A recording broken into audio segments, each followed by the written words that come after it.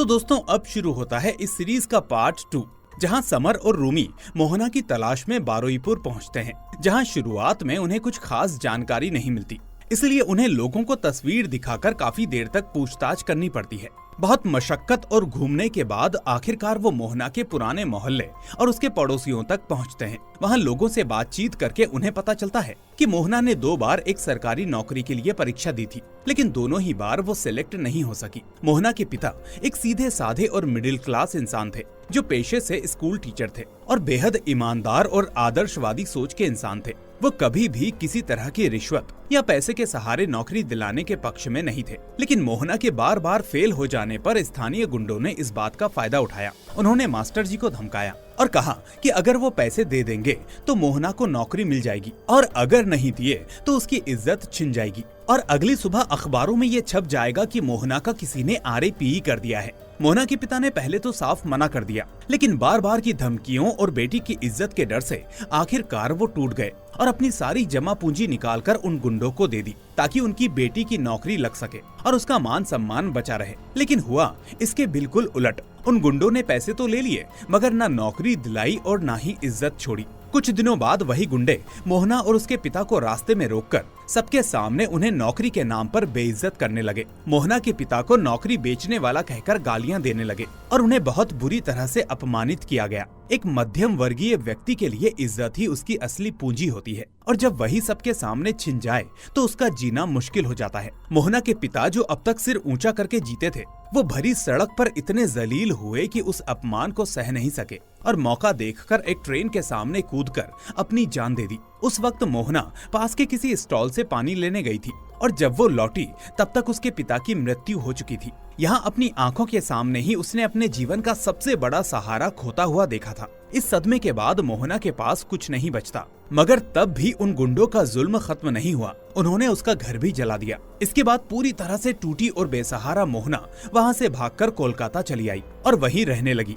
स्थानीय लोग बस इतना ही जानते हैं। उधर समर को फोन आता है कि जिस पेनाइट अंगूठी की तलाश थी वो उसी दुकान से खरीदी गई थी। दुकान के मालिक ने तस्वीर देखकर पहचान लिया है, लेकिन किसी भी तरह का बिल नहीं बना, क्योंकि पूरी डीलिंग कैश में हुई थी। उस अंगूठी की कीमत 14 लाख रुपए थी। समर जब उस दुकान के CCTV फुटेज की जानकारी लेता है तो पता चलता है कि दुकान हर 2-3 महीने में अपना फुटेज डिलीट कर देती है, इसलिए अब वहाँ से सीधे सीधे कोई क्लू नहीं मिल सकता। हालांकि समर का असिस्टेंट सार्थक उस दुकान का हार्ड ड्राइव अपने डिपार्टमेंट के गौरव नाम के टेक एक्सपर्ट से रिकवर करवाने की बात करता है, जिससे शायद कुछ फुटेज वापस मिल सके और उस व्यक्ति का पता चल सके जिसने वो कीमती अंगूठी खरीदी थी। अनंत जब सुमिता के घर पहुंचता है तो देखता है कि दरवाजे पर ताला लगा हुआ है। उसे शक होता है कि कुछ गड़बड़ है। तभी पास ही रहने वाले एक पड़ोसी से वो पूछताछ करता है तो पड़ोसी बताता है कि पिछली रात ही सुमिता एक आदमी के साथ कार में बैठकर कहीं चली गई थी। उससे पहले तक वो यही रह रही थी, लेकिन अब उसका कुछ अता पता नहीं है।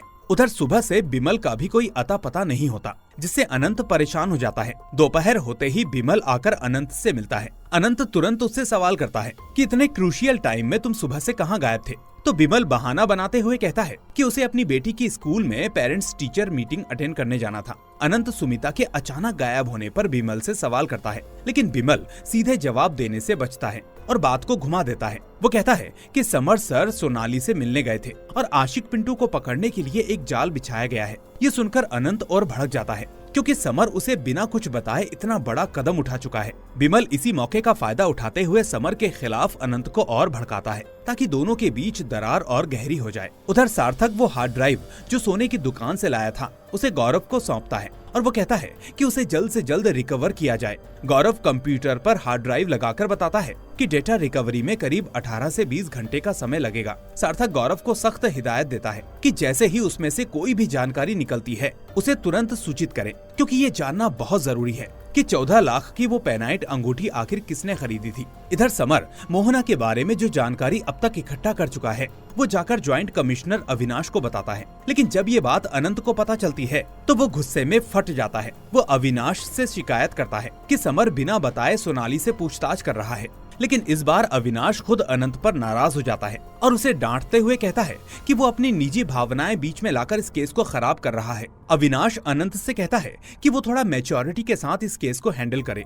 इसके बाद फिर से बिमल आता है और अनंत को समर के खिलाफ भड़काने की कोशिश करता है, लेकिन इस बार अनंत उसे साफ कह देता है कि अगर वो सच में काम करना चाहता है तो उसे थोड़ा शांति चाहिए, और अनंत तय कर लेता है कि उसे केस पर ध्यान देना है, लेकिन उसके लिए बिमल को परेशान करने की बजाय उसकी मदद करनी होगी। उधर आशिक पिंटू, जो अब तक छुपकर भाग रहा था, वो अचानक सोनाली के पास आता है, लेकिन ये सब समर की योजना के तहत हो रहा था। समर ने सोनाली से कहा था कि वो आशिक पिंटू को प्रेम का नाटक करके अपने पास बुलाए और जैसे ही वो आए उसे पकड़वा दे। सोनाली समर की बात मानकर वैसा ही करती है और आशिक पिंटू को बहलाकर बुला लेती है। जैसे ही वो आता है पुलिस उसे पकड़ लेती है और समर का प्लान कामयाब हो जाता है। इधर अनंत पीयू के माता पिता के पास जाता है और उनसे बहुत ही भावुक होकर बात करता है। वो कहता है कि वो समझ सकता है कि वो अपनी बेटी के गम को हर रोज झेल रहे हैं, लेकिन वो खुद भी हर पल पीयू की कमी महसूस करता है। फिर अनंत रिजू के लिए बोलते हुए कहता है कि क्या एक आदमी यूं ही खून करके बच जाएगा और आप दोनों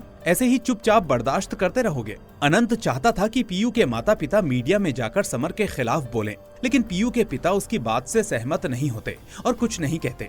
जब अनंत जाने लगता है तो जाते जाते वो पीयू की मां के हाथ में खबर नाम के एक मीडिया चैनल का फोन नंबर पकड़ा देता है, लेकिन पीयू के पिता उसे देखकर अपनी पत्नी को इशारे में मना करते हैं कि ऐसा कुछ मत करना, यानी वो समर के खिलाफ जाने को तैयार नहीं है। उधर रूमी मोहना की तस्वीरों और सिंबल्स को साफ कर रही होती है। उसी वक्त समर वहां आ जाता है और देखता है कि रूमी ने फिर से ऋतु समुद्र बान लिखा हुआ है। समर उससे पूछता है कि ये क्या है और वो बार बार इसे क्यों लिख रही है। तब रूमी समर को बताती है कि 2 साल पहले जब वो जेमस्टोन पर एक फीचर स्टोरी के लिए गई थी और उसकी मोहना से पहली बार मुलाकात हुई थी, तब उसने देखा था कि मोहना 2 लोगों को कुछ रेक्टेंगुलर पैकेट देकर बार बार ऋतु समुद्रबाण जैसे शब्दों का इस्तेमाल कर रही थी।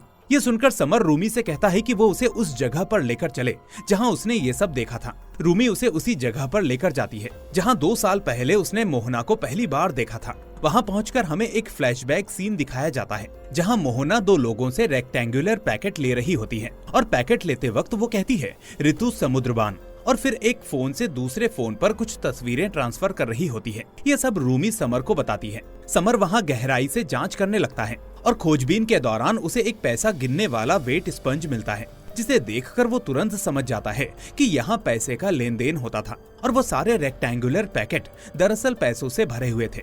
और ऋतु समुद्र बान ये सब कोड वर्ड्स हैं जिनका इस्तेमाल इस काम के लिए किया जाता था ताकि बाहर का कोई आदमी इनके मतलब को ना समझ सके। रूमी इन शब्दों का मतलब नहीं समझ पाती और पूछती है कि आखिर ये कोड वर्ड्स किस सिस्टम पर आधारित हैं। तब समर उसे बताता है कि जैसे 1 के लिए चंद्र और 2 के लिए पक्ष जैसे शब्द कोड वर्ड्स होते हैं, ठीक वैसे ही ऋतु समुद्र बान ये भी किसी तय कोड का हिस्सा हैं, जिसका इस्तेमाल ये लोग बड़े लेवल की अवैध डीलिंग्स में करते थे। उधर पीयू के पिता बार बार मना करते हैं कि वो समर के खिलाफ मीडिया में कुछ नहीं कहेंगे, लेकिन पीयू की मां चुप नहीं रहती। वो खुद खबर चैनल पर फोन करती है और कहती है कि उन्हें समर सक्सेना के बारे में कुछ जरूरी बात कहनी है। वो साफ कहती है कि समर सक्सेना एक हत्यारा है जिसने उसकी मासूम बेटी को बिना किसी वजह के मार डाला। अगले दिन ये बयान पूरे चैनलों पर चलता है और ये एक बड़ी खबर बन जाती है। पीयू की मां कहती है कि उनकी बेटी सिर्फ अपने दोस्तों के साथ वहां घूमने गई थी, लेकिन समर ने उसे गलत समझा और उसे अपराधी मानकर गोली मार दी। वो प्रशासन से मांग करती है कि समर सक्सेना के खिलाफ सख्त कार्रवाई की जाए। उधर हम देखते हैं कि सुमिता को बिमल ने एक सुनसान गोदाम में बंद करके रखा है। उसी समय सुबल बिमल को फोन करता है और बताता है कि आशिक पिंटू की गिरफ्तारी से उनकी टीम को खतरा बढ़ गया है, इसलिए अब बिमल को क्राइम ब्रांच के अंदर जाकर ही आशिक पिंटू को मारना होगा। सुबल कहता है कि इसके बदले में उसे बहुत पैसे मिलेंगे। अगले दिन ऑफिस खुलने से बहुत पहले बिमल सीसीटीवी कैमरा से बचते हुए चुपचाप क्राइम ब्रांच में पहुंचता है और वहां पहुंचते ही गार्ड को बेहोशी का स्प्रे मारकर पानी देने के बहाने आशिक पिंटू को जहर दे देता है, जिससे उसकी वहीं पर मौत हो जाती है। बाहर निकलते वक्त उसकी मुलाकात गौरव से होती है। गौरव बिमल को इतनी सुबह ऑफिस में देखकर चौंक जाता है, क्योंकि आमतौर पर बिमल इतनी जल्दी ऑफिस में नहीं आता। बिमल जल्दी से बहाना बनाकर कहता है कि उसकी बेटी के स्कूल में स्पोर्ट्स डे है, इसलिए उसे जल्दी निकलना है। इसी बीच मीडिया में लगातार समर के खिलाफ बयानबाजी होने लगती है और पूरे डिपार्टमेंट पर दबाव आ जाता है। इस दबाव के चलते joint commissioner of police Avinash Gupta summer को इस केस से हटा देते हैं। जब अनंत और सार्थक पूछताछ के लिए आशिक पिंटू के पास पहुंचते हैं तो देखते हैं कि वो पहले ही मर चुका है। ये देखकर अनंत गुस्से से आग बबूला हो जाता है और पूरे स्टाफ पर चिल्लाने लगता है। तभी समर अविनाश गुप्ता के कैबिन के बाहर आता है और अनंत के कंधे पर हाथ रखकर उसे शांत करता है। फिर वो वहाँ से चला जाता है। इसके बाद सार्थक अनंत के पास आता है और बताता है कि समर सर ने जाते जाते कहा है कि अब सारी अपडेट्स अनंत को ही दी जाएंगी। फिर सार्थक अनंत को एविडेंस रूम में लेकर जाता है और दिखाता है कि पेनाइट पत्थर वहाँ से चोरी हो चुका है। अनंत ये देखकर समझ जाता है कि ये काम किसी बाहरी का नहीं बल्कि उनके ही डिपार्टमेंट के किसी आदमी का है। तभी अविनाश गुप्ता समझ जाते हैं कि मीडिया में पीयू की मां को भड़काने के पीछे अगर किसी का हाथ है तो वो अनंत का ही है। इसलिए अविनाश गुप्ता अनंत पर बहुत गुस्सा होते हैं। वो उसे साफ शब्दों में कह देते हैं कि उसे 24 घंटे के अंदर इस केस में कोई ठोस सबूत लाना होगा, वरना अंजाम ठीक नहीं होगा। उनके कैबिन से बाहर निकलते ही अनंत की मुलाकात गौरव से होती है।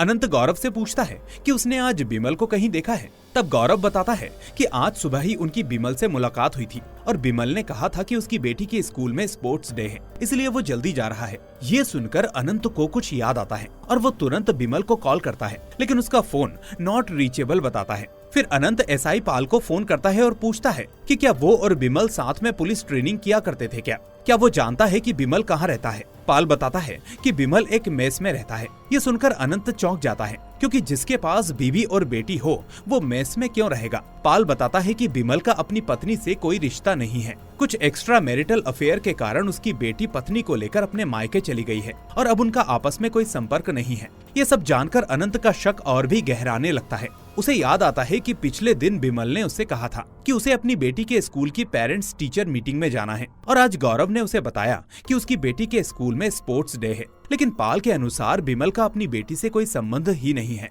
ऊपर से अनंत को ये भी याद आता है कि बिमल अक्सर कुछ समय के लिए ऑफिस में दिखाई नहीं देता और उसका मोबाइल नंबर भी ज्यादातर समय नॉट रीचेबल बताता है। इन सब बातों को जोड़कर अनंत को बिमल पर गहरा शक होने लगता है। वो गौरव से कहता है कि बिमल के मोबाइल को ट्रैक करे। कुछ देर बाद गौरव ट्रैकिंग करके बताता है कि बिमल पिछले 3 दिनों में एक अजीब सी जगह पर 2 बार गया है, एक बार सुबह और एक बार शाम को। गौरव को ये लोकेशन बहुत अजीब लगती है। अनंत उससे कहता है कि तुरंत वो लोकेशन उसे भेज दे। उधर समर उन सभी सिंबल्स को ध्यान से देख रहा होता है। तभी उसे ध्यान आता है कि पीयू सेन गुप्ता की लाश के पास जो सिंबल मिला था और रूमी के पिता की हत्या वाली जगह का सिंबल बिल्कुल एक जैसे थे, लेकिन मोहना की हत्या वाली जगह पर जो सिंबल मिला था उसमें कुछ एक्स्ट्रा ब्लैक डॉट्स थे जो बाकी दोनों सिंबल्स में नहीं थे। समर तुरंत ये बात रूमी को बताता है कि मोहना के मर्डर वाली जगह पर मिला सिंबल बाकी 2 जगहों से अलग है, उसमें कुछ ब्लैक डॉट्स हैं जो पहले नहीं थे। उधर अनंत उस लोकेशन पर पहुंचता है जिसे गौरव ने भेजा था। वहां जाकर वो देखता है कि सुमिता एक बंद कमरे में बंधी हुई है। सुमिता अनंत को देखकर रोने लगती है और कहती है कि उसने पहले जो कुछ भी बताया था वो सब झूठ था, उसने डर के कारण सब छुपाया था। असल में वो लोग एस्कॉर्ट नहीं थे, वो सिर्फ इसका दिखावा करते थे। होटल में जाते थे, क्लाइंट्स भी आते थे, लेकिन असली काम होता था पैसे इकट्ठा करना। अनंत पूछता है कि किसके पैसे। तब सुमिता बताती है कि उन्हें खुद भी नहीं पता होता था कि पैसे किसके हैं। मोहना उन्हें वहां ले जाती थी जहां ये पैसे मिलते थे। ये पैसे कैश में होते थे और उनका काम होता था इन कैश को कई छोटे छोटे जगहों पर बांटना। फिर उन सभी जगहों से पैसे इकट्ठे करके एक जगह भेजे जाते थे जहां उन्हें डंप किया जाता था। यहाँ हमें फ्लैशबैक का एक सीन दिखाया जाता है जिसमें सुमिता एक आदमी से कैश ले रही होती है। उसी वक्त मोहना उस आदमी के मोबाइल से अपने नंबर में कुछ तस्वीरें ट्रांसफर कर रही होती है, यानी पैसों के लेन देन के वक्त हर बार एक तस्वीर का लेन देन भी होता था। ये सब सुनकर अनंत चौंक जाता है। उसे अब यकीन हो जाता है कि मोहना SEX रैकेट में नहीं थी, बल्कि वो एक बड़ी मनी लॉन्ड्रिंग चेन का हिस्सा थी। अनंत पूछता है तो क्या वो सिंबल पैसों के नेटवर्क का है। तब सुमिता बताती है कि वो सिंबल मोहना के फोन में था, लेकिन उसने वो सिंबल पीयू के पास भी देखा था। अनंत हैरान होकर पूछता है कि उसकी पीयू से कब और कैसे मुलाकात हुई। तब सुमिता कहती है कि अब जो वो बताएगी उस पर यकीन करना थोड़ा मुश्किल होगा। वो बताती है कि पैसे के इस नेटवर्क में आने से पहले सुमिता अवैध नशीले पदार्थों के धंधे में थी और वहीं उसकी मुलाकात पीयू से हुई थी। पीयू इस धंधे में बहुत आगे जा चुकी थी। उसका नाम और पावर दोनों ही तेजी से बढ़ रहे थे। एक दिन पीयू ने सुमिता को वो सिंबल दिखाया था और कहा था कि अब ये सिंबल उसके पास है और ये सिंबल जिसके पास होता है वही असली ताकत रखता है। उसी दिन पीयू ने कहा था कि अब इस सिंबल की मदद से वो लोग अपना अलग कंसाइनमेंट चलाएंगे और अब उन्हें किसी और पर डिपेंडेंट रहना नहीं पड़ेगा। पीयू को उस दिन इतना हताश और गुस्से में देखकर सुमिता बहुत डर गई थी।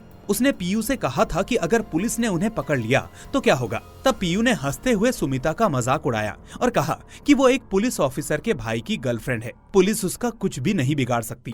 तभी ये बात साफ हो जाती है कि पीयू ने रिजू से प्यार सिर्फ इसीलिए किया था ताकि इस गैर कानूनी धंधे में वो खुद को सुरक्षित रख सके। उसका मकसद साफ था, ताकतवर लोगों से संबंध बनाकर कानून से बचना। अब अनंत सुमिता को लेकर उसके घर वापस आता है। वहाँ सुमिता रिजू को सब कुछ साफ साफ बता देती है, लेकिन रिजू को उसकी बातों पर बिल्कुल भी भरोसा नहीं होता। वो गुस्से में आ जाता है और कहता है कि पीयू कभी ऐसा कुछ नहीं कर सकती। तब सुमिता उससे पूछती है कि क्या पीयू ने उस दिन उसे एक बैग दिया था। रिजू चौंक कर पूछता है कि उसे उस बैग के बारे में कैसे पता चला। सुमिता कहती है कि वो बैग दिखाओ। रिजू बैग लाकर दिखाता है और कहता है कि इसमें तो सिर्फ पीयू की कुछ किताबें हैं। वो सुमिता पर इल्जाम लगाता है कि वो बिना वजह पीयू को बदनाम कर रही है। तब सुमिता उससे एक कटर मांगती है और कटर से वो उस बैग को काट देती है और उसके अंदर से वही नशीले पदार्थों के पैकेट्स निकाल कर रख देती है। ये सब देखकर अनंत भी चौंक जाता है और रिजू पूरी तरह से टूट जाता है। उसे समझ में ही नहीं आता कि वो किस इंसान से प्यार कर रहा था। इसके बाद हम देखते हैं कि बड़े साहब सुबल को कोई नया काम सौंपते हैं, लेकिन वो क्या है ये अभी हमें नहीं बताया जाता। लेकिन इतना तय है कि वो काम बहुत ही सीरियस और खतरनाक है। अब हमें एक और फ्लैशबैक दिखाया जाता है जिसमें रूमी के पिता की मौत के बाद विधायक विजय साधु का रूमी के घर पर ही रहने लगता है। एक दिन रूमी घर लौटती है और देखती है कि विजय किसी दूसरी लड़की के साथ अलग कंडीशन में है। ये सब देखकर रूमी अपनी माँ से कहती है कि ये उसका निजी फैसला है कि वो किसके साथ रहे, लेकिन रूमी अब इस घर में नहीं रह सकती क्योंकि वो गंदगी में नहीं जी सकती। इसके बाद रूमी वो घर छोड़ देती है। उधर रिजू को बार बार उस दिन की बात याद आती है जब पीयू ने उसे वो बैग दिया था। वो खुद को ठगा हुआ महसूस करता है। तब अनंत उससे कहता है कि तू उस लड़की को पहचान ही नहीं पाया, क्या वो तेरे डिप्रेशन के लायक भी थी। तब अनंत की पत्नी सीमा कहती है कि क्या समर भी इतना सब कुछ झेलने लायक था।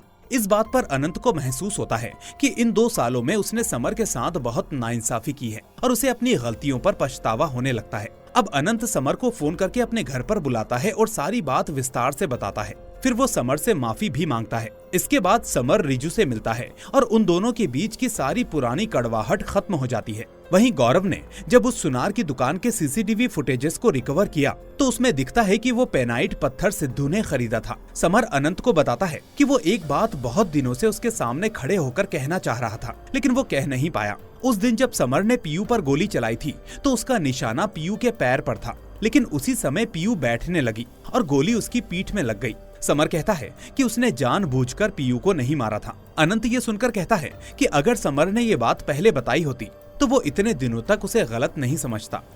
समर कहता है कि अब उन्हें उस सिंबल की सच्चाई तक पहुंचना ही होगा क्योंकि वो एक बहुत ही अच्छी टीम थे और अब भी हैं। इसी बीच गौरव समर को कॉल करता है और बताता है कि सीसीटीवी फुटेज में साफ दिख रहा है कि पेनाइट की अंगूठी सिद्धू ने खरीदी थी। वो समर को सिद्धू की तस्वीर भी भेजता है। ये देखकर समर और अनंत दोनों हैरान रह जाते हैं। समर ये फुटेज रूमी को भी भेज देता है। रूमी जब सिद्धू को फोन करती है तो उसका नंबर नॉट रीचेबल बताता है। ये देखकर रूमी भी शॉक्ड हो जाती है। जिस इंसान पर उसने सालों से भरोसा किया वही इस सिंबल वाले केस से जुड़ा निकला। अनंत समर को बताता है कि बिमल का कोई एड्रेस नहीं मिल रहा और उधर सिद्धू भी गायब हो गया है। समर कहता है कि जीवन तरफदार सिद्धू की तलाश कर रहा है। उधर सुबल सरदार खुद क्राइम ब्रांच में आकर सरेंडर कर देता है। वो मोहना की हत्या की फाइल सार्थक को देता है और कहता है कि वो खुद आत्मसमर्पण करने आया है। सुबल बताता है कि वो और मोहना मिलकर ब्लैक मनी स्कैम चला रहे थे। फिर उनके बीच में बहस हुई और उसने मोहना को गोली मारकर उसे जला दिया। ये सब वो बहुत ही आराम से और बेफिक्री से बताता है और कहता है कि अब उसे गिरफ्तार कर लो। सार्थक ये देखकर हैरान रह जाता है क्योंकि ऐसा कोई नहीं करता कि खुद ही आकर इतना बड़ा जुर्म कबूल कर ले। फिर अविनाश गुप्ता अनंत और समर को थोड़ा तंज कसते हुए कहते हैं, तो आखिरकार हमारे 2 होनहार अफसरों ने अपनी निजी लड़ाई छोड़कर कुछ काम किया है। शायद उन्होंने ऐसा कुछ कर दिखाया है जिससे सुबल सरदार खुद आकर आत्मसमर्पण कर गया। अब तो तुम दोनों को पार्टी करनी चाहिए क्योंकि अपराधी तो ऐसे ही आकर खुद को पुलिस के हवाले नहीं करता। समर और अनंत अविनाश की बातों को समझ जाते हैं और चुपचाप सिर झुका लेते हैं। इसके बाद चाय की दुकान पर अनंत को स्कैन के क्यूआर कोड से पैसे पे करते देखकर समर के दिमाग में आता है कि वो सिंबल निश्चित रूप से क्यूआर कोड है। इसी कारण से एक फोन से दूसरे फोन में उस सिंबल को स्कैन किया जाता था। ये सोचते ही समर गौरव के पास जाता है। गौरव कंप्यूटर सिस्टम में कुछ ट्रैक करके समर को बताता है कि उसका शक सही था। तभी जीवन तरफदार समर को फोन करके एक खबर देता है। इसके बाद समर अनंत को सब कुछ बताकर कहता है कि वो वहाँ अकेला जाएगा। अनंत और सार्थक दूसरी जगह जाएंगे। इसके बाद हम देखते हैं कि समर जीवन तरफदार के एक गोदाम में पहुँचता है। समर वहाँ एक व्यक्ति से कहता है कि मैं जानता हूँ कि तुम्हें मुझसे बहुत कुछ कहना है। इधर रूमी की माँ रूमी को फोन करके कहती है कि आज रात 8 बजे रूमी और समर उनके घर आए, उन्हें उनसे कुछ जरूरी बात करनी है। रूमी की माँ के कहने पर रात 8 बजे समर और रूमी उनके घर के लिए निकलते हैं। रूमी कहती है कि उसे विश्वास ही नहीं हो रहा कि इतने दिनों से सिद्धू उसे झूठ बोल रहा था। तब समर रूमी को बताता है कि सच हमेशा सुंदर नहीं होता, अभी और भी बहुत कुछ के लिए रूमी को तैयार रहना चाहिए। उनके वहां पहुंचने पर रूमी की मां उन्हें बताती है कि वो जानती हैं कि विजय के साथ उनके संबंध को रूमी ने कभी भी स्वीकार नहीं किया, लेकिन विजय उनके संबंध को ऑफिशियल रिलेशनशिप में बदलना चाहते हैं, इसलिए उन्होंने शादी करने का फैसला किया है। हालांकि सब कुछ रूमी की सहमति पर निर्भर करता है। विजय साधुका रूमी से अपने पिछले कर्मों के लिए माफी मांगते हैं। रूमी अपनी माँ की खुशी के लिए विजय साधुका को माफ कर देती है और उनकी शादी के लिए राजी हो जाती है। तब समर रूमी से कहता है, तुमने किस कारण से विजय बाबू को माफ कर दिया? उन्हें तो एक और मामले में तुमसे माफी मांगनी चाहिए। वो समझ नहीं पाते कि समर क्या कहना चाहता है। तब समर कहता है कि इस मोहना हत्या के मामले में एक अजीब बात हो रही थी। जैसे ही वो एक सबूत तक पहुंचते थे वो मारा जाता था, लेकिन वो एक को बचा पाए हैं। इसके बाद हम देखते हैं कि तब समर और जीवन तरफदार सिद्धू के पास थे। सिद्धू ने उन्हें बताया है कि रूमी की नौकरी चली जाने के बाद सिद्धू को निर्देश दिया गया था कि वो रूमी को अपना खुद का मीडिया हाउस खोलने में मदद करे। इसके लिए सिद्धू को बहुत पैसे मिल रहे थे। इसके अलावा उनके मीडिया हाउस से विपक्षी पार्टी के खिलाफ खबरें छापी जाती थी। चुनाव के इस पहलू को सिद्धू ही देखता था। इससे विजय साधुका को फायदा हो रहा था। समर की बात सुनकर विजय साधुका इस मामले को दबाने की कोशिश करता है। रूमी विजय साधुका से कहती है, तो इसका मतलब है कि मैं इतने दिनों से जिस सच्चाई पर गर्व कर रही थी वो दरअसल आपकी राजनीतिक एजेंडा का हिस्सा था और इसलिए विजय साधुका की पार्टी के खिलाफ हमें कोई जानकारी इकट्ठा करने नहीं देता था। समर रूमी को बताता है कि सच जानने के लिए अभी बहुत कुछ बाकी है। सिद्धू ने कहा है कि वो पेनाइट पत्थर की अंगूठी सिद्धू को विजय साधुका ने लाने के लिए भेजा था। विजय बहुत ही शांत अंदाज में उनसे कहता है कि उस लड़के सिद्धू ने सब कुछ झूठ कहा है। रूमी समर से कहती है कि विजय बाबू मोहना को इतनी महंगी अंगूठी क्यों देंगे। तब समर कहता है कि अब हम कई छोटे छोटे सच मिलाकर एक बड़ा सच जानेंगे। हम देखते हैं कि समर ने बारुईपुर के उस स्थानीय गुंडे को भी गिरफ्तार किया है। उस आदमी से समर को पता चला है कि वो छोटे छोटे पैसे इकट्ठा करके उसे बड़े में बदलकर कोलकाता में सुबल सरदार को देते थे और ये पैसे नौकरी दिलवाने के नाम पर आते थे। समर उनसे कहता है कि वही सुबल सरदार जिसने कल क्राइम ब्रांच में आकर मोहना मर्डर केस में खुद को सरेंडर किया है। समर उन्हें विजय के साथ सुबल की एक तस्वीर दिखाता है। विजय साधुका उसे हंसी में उड़ाते हुए कहता है कि उसके साथ हजारों लोग तस्वीरें खिंचवाते हैं, इससे क्या साबित होता है। समर कहता है कि पिछली रात ही सुबल सरदार का बेटा लंदन पढ़ने गया है। समर को यकीन है कि विजय साधुका ने सुबल के बेटे को इसी शर्त पर लंदन पढ़ने भेजा है कि इस मामले को दबाने के लिए सुबल क्राइम ब्रांच में जाकर आत्मसमर्पण करे। समर कहता है कि मोहना ने इस नौकरी के घोटाले के लिए अपना सब कुछ खो दिया था, इसलिए वो इसका बदला लेने के लिए कोलकाता आई थी। मोहना बहुत ही बुद्धिमान थी। काफी समय से वो सुबल और आशिक पिंटू पर नजर रखे हुए थी। फिर मौका देखकर मोहना खुद आशिक पिंटू का हाथ पकड़कर सुबल के पास पहुंचती है। धीरे धीरे मोहना बड़े साहब के बहुत ही करीब आ जाती है, इतनी करीब कि एक समय ये बड़े साहब मोहना को 14 लाख रुपए की पेनाइट पत्थर की अंगूठी गिफ्ट में देते हैं। दरअसल ज्यादा पैसे होने पर ही इस तरह की अंगूठी गिफ्ट में दी जा सकती है। मोहना जानबूझकर इस चक्र में और ज्यादा उलझती जाती है और विजय साधुका का विश्वास जीतती जाती है ताकि वो इस पूरे चक्र के बारे में सब कुछ जान सके। धीरे धीरे मोहना विजय साधुका के खिलाफ सारे सबूत इकट्ठा करना शुरू करती है, सारी जानकारी इकट्ठा करने के बाद, ताकि जनता मीडिया की मदद से उन्हें जान सके।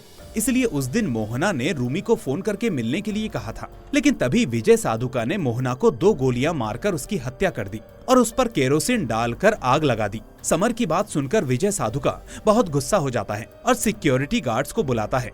समर कहता है कि वो नहीं आएंगे और यहाँ हम देखते हैं कि पुलिस ने विधायक के सिक्योरिटी गार्ड्स को बंदूक की नोक पर बैठाकर रखा है। रूमी समर से कहती है कि आप उन पर इतना बड़ा आरोप लगा रहे हैं, आपके पास कुछ सबूत तो जरूर होगा। तब विजय साधुका कहता है कि उसके पास कोई सबूत नहीं है, वो एक मानसिक रूप से अस्थिर व्यक्ति है, उसकी बात मैं क्यों सुनूं?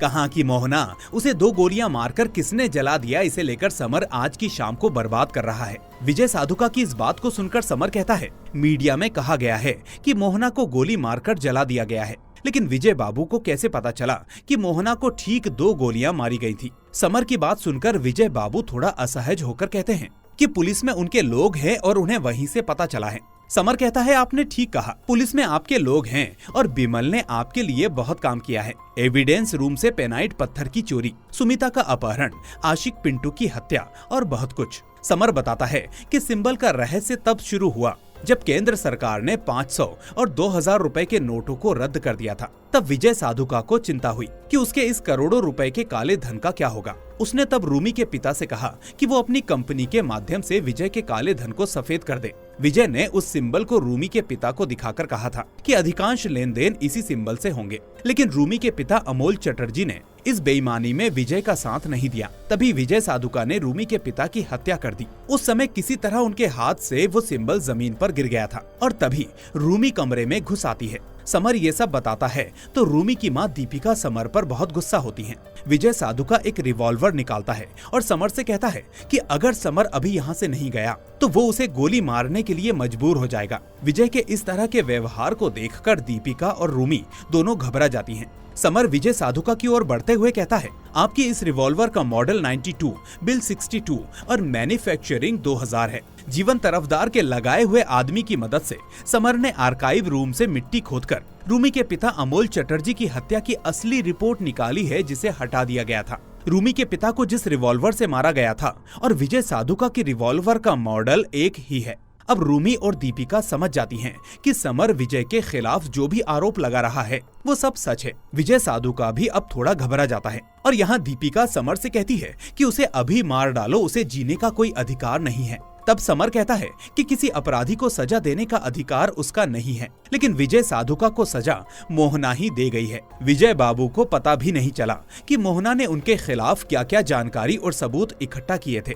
मरने से पहले मोहना पुलिस के लिए सबसे महत्वपूर्ण जानकारी छोड़ गई थी। अब हम देखते हैं कि उस सिंबल का वास्तव में एक QR कोड होने का शक होते ही समर गौरव के पास जाता है। गौरव उसे सिस्टम में डालकर देखता है कि वो वाकई में एक QR कोड है। समर गौरव से कहता है कि इसका मतलब है कि उस सिंबल के जरिए उनके सभी नगद पैसों का लेन देन होता था। तब गौरव कहता है कि पीयू सेन गुप्ता के पास मिला सिंबल और रूमी के पिता के पास मिला सिंबल नगद पैसों के लेन देन का सिंबल होने के बावजूद मोहना का सिंबल कुछ और ही बताता है। ये एक लोकेशन दिखा रहा है। दरअसल मोहना ने इस QR कोड के जरिए भारी मात्रा में पैसे को जहां डंप किया जाता है उस जगह की लोकेशन पुलिस को दी थी और वो जगह है विजय साधुका का फार्म हाउस, जहां अब अनंत और सार्थक पहले से ही मीडिया को लेकर पहुंच चुके हैं। पैसे गिनना भी शुरू हो गया है। अनंत के कहने पर मीडिया जनता को बताना शुरू करती है कि विजय साधुका के इस फार्म हाउस में करोड़ों रुपए का ढेर मिला है। पुलिस पैसे गिन रही है। गिनती खत्म होते ही जनता को सारी जानकारी मिल जाएगी। समर की बातें सुनकर विजय साधुका अपने पैसों के सदमे से पूरी तरह से टूट जाता है।